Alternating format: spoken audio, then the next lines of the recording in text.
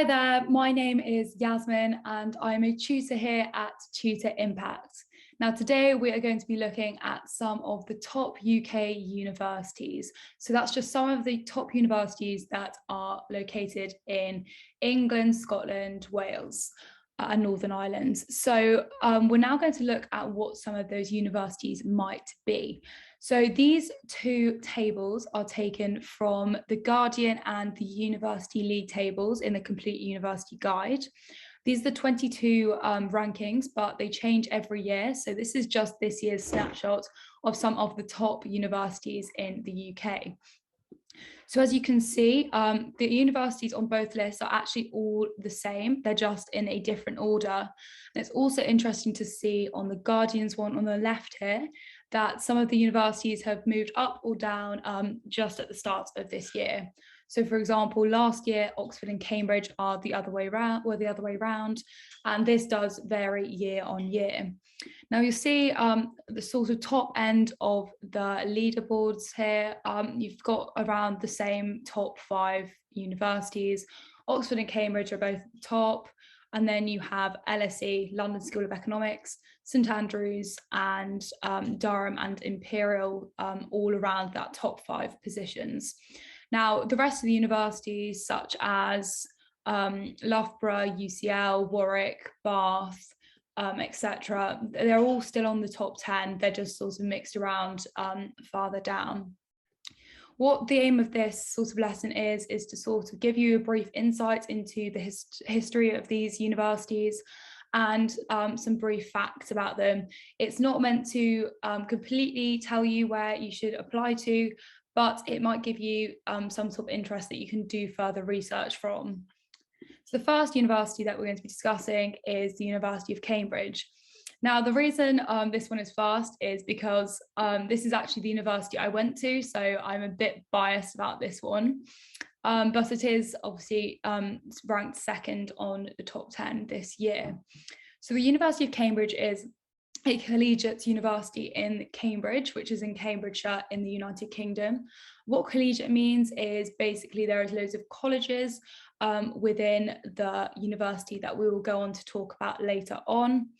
The university itself was founded in 1209, so a long time ago, and which makes it actually the second oldest university in the English-speaking world.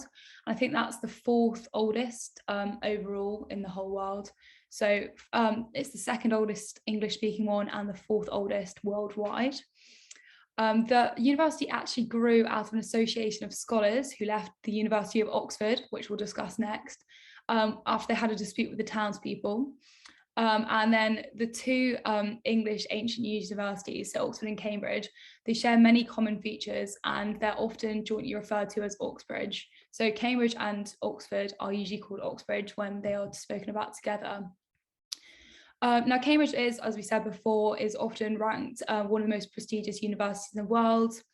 And as I said before, it is made of a variety of institutions, which include 31 different colleges.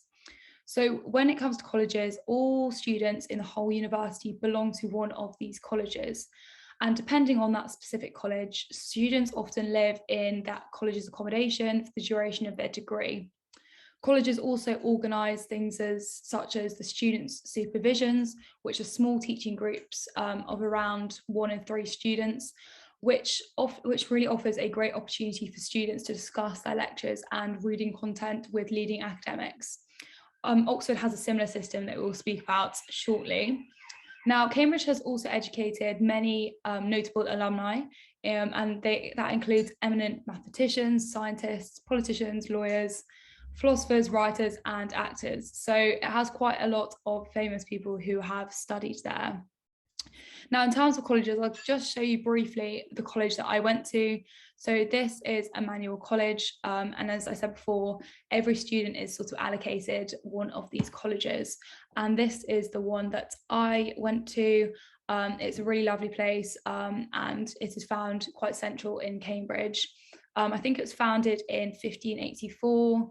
So quite a couple of 100 years after the university itself was opened, but still quite one of the oldest colleges in the university. Now we'll move on from Cambridge to Oxford. So University of Oxford, as I said before, Cambridge and Oxford are collectively known as Oxbridge. So I've done these two together.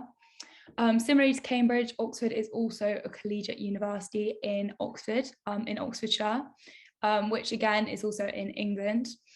So Oxford is known as the oldest university in the English-speaking world, and that is because there's evidence of teaching as early as 1096, so a very, very long time ago. And it's classed as the world's second oldest university in continuous operation. So it's much older than Cambridge, and it's one of the oldest in the world. As with Cambridge, it's also made up of colleges. Oxford has 39. And like Cambridge, Oxford also holds weekly small teaching groups, like Cambridge's supervisions, but they call them tutorials instead.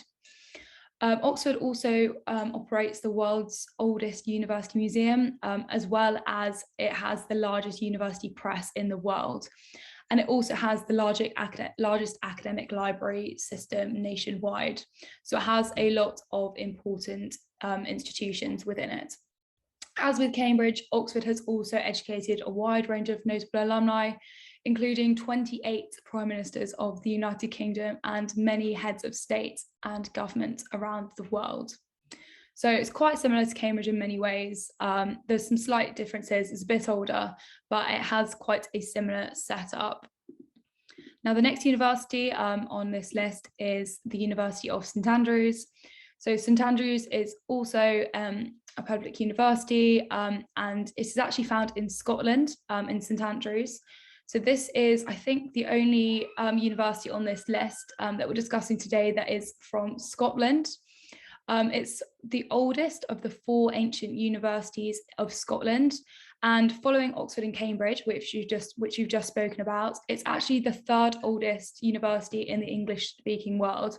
So we have Oxford, then Cambridge, then St Andrews in terms of the oldest universities. And St Andrews was founded in 1413, so again, a very long time ago. St Andrews is made up of a variety of institutions, which comprises of 3 colleges. So it's not the same as Cambridge and Oxford, where there is 30 plus colleges. There's only 3 colleges at St Andrews, and they, and students again are allocated to one of the 3. The university itself occupies historic and modern buildings throughout the town of St Andrews. And also the University of St Andrews is actually notably diverse, and it has over 145 nationalities represented on campus. This is also the university where Prince William studied, and also where he met his wife, Kate, from the royal family. The next university is the first one we will be discussing from London, and this is the University of, it is the London School of Economics and Political Science, which is also known as LSE, which is a research university located in England. And obviously, you said before, it's found actually in London specifically. So LSE was founded in 1895, so much later than the other universities we've discussed so far. LSE is located in the borough of Camden and Westminster, so it's very central London. And despite its name, London School of Economics and Political Science, the university is actually organised into 25 different academic departments, which conduct teaching and research across a range of pure and applied social sciences. So it's not just economics like the name suggests. LSE has more than 11,000 students, and just under 70% of those come from outside the UK. So a large number of the students are actually international students rather than coming from England. Now, the next university we're looking at is the University of Durham, Durham University.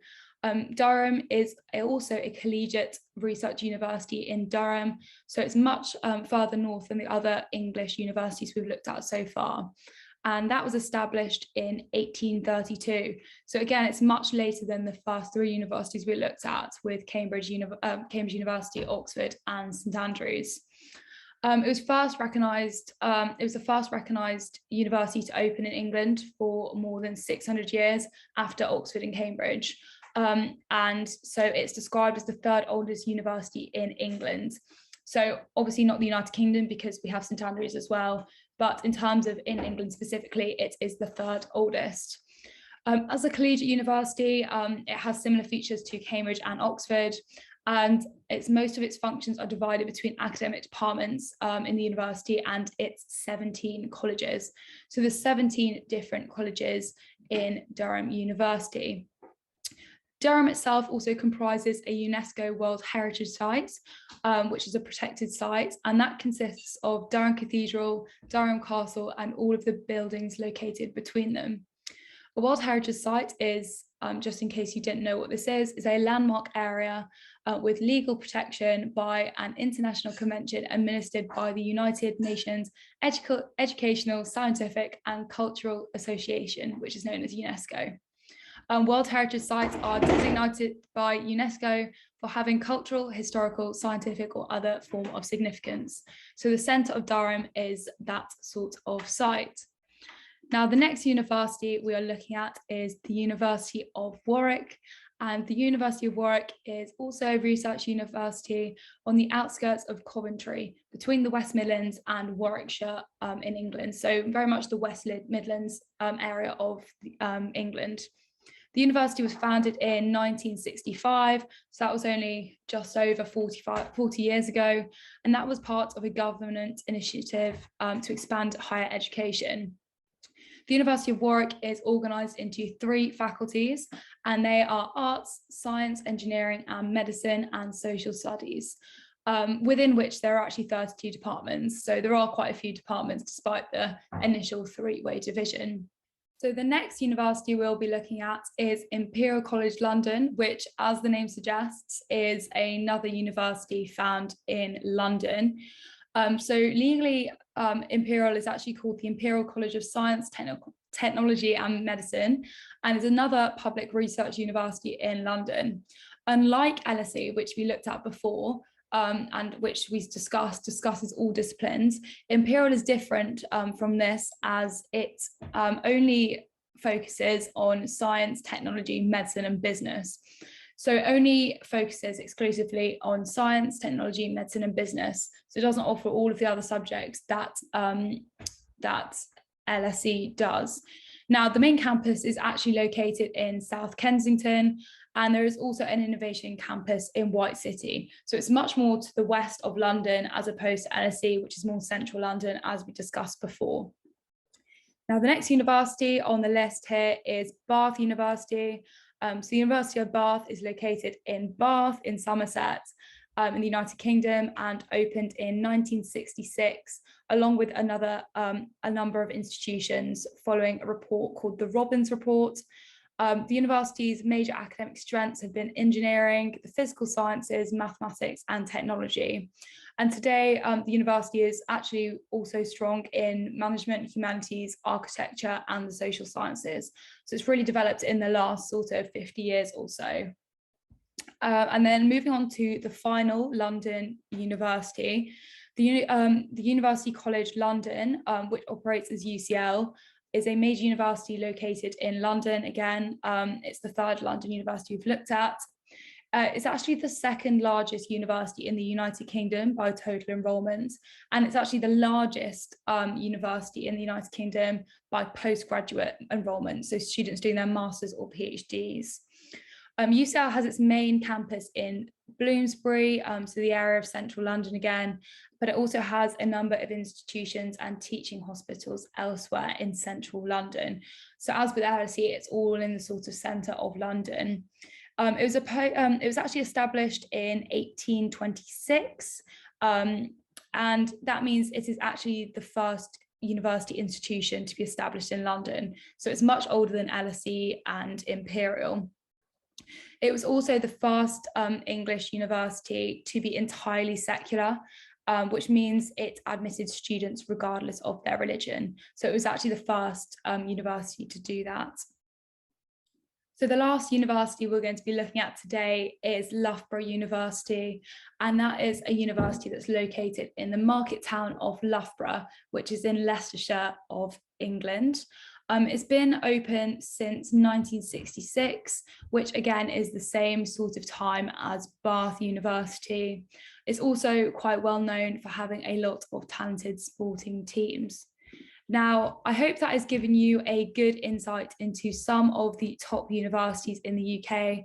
As I said at the start, if you are thinking of applying to one of these in university, it's really important that you do thorough research, particularly in terms of the subject you're applying for.